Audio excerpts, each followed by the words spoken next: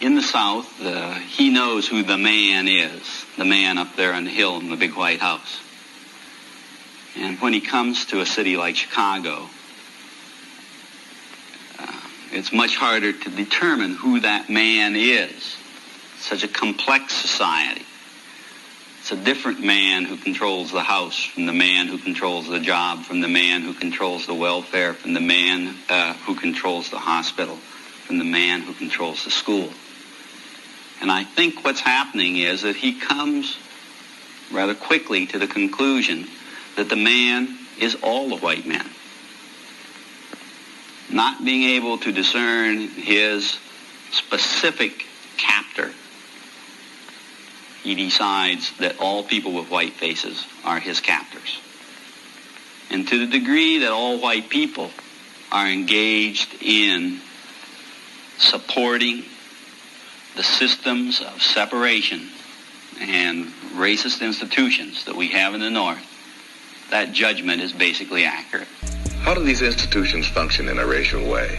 When we develop any kind of a system that by definition excludes people who are poor, inner city, limited education people, we are saying black only. We might as well put the sign back up because it's the same thing, same bag. The problem that we have in white America is that most white people, when they hear about white racism, most white people say, man, that's not me. I never discriminated against anybody. Never did.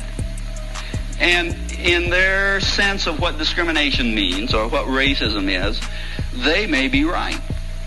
But they sit residing in a system from which they take full benefit, a system that defines them in and defines black people out.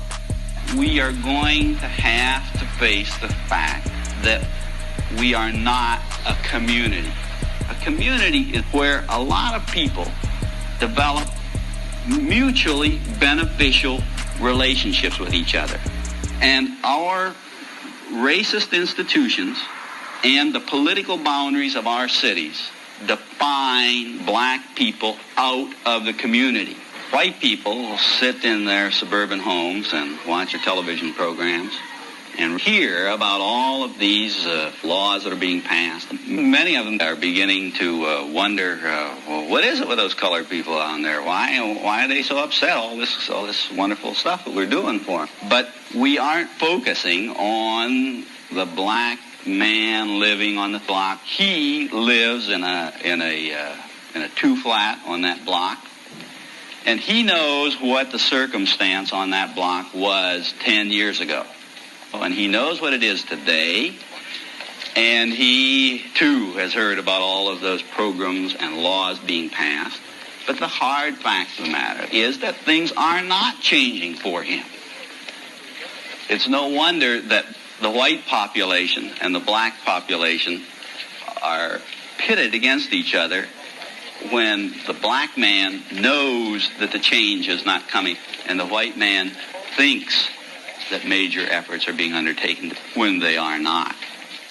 So I don't think anybody should be surprised when one sees the black people in an open attack on the system, because I suspect that they don't see that there is any other realistic alternative.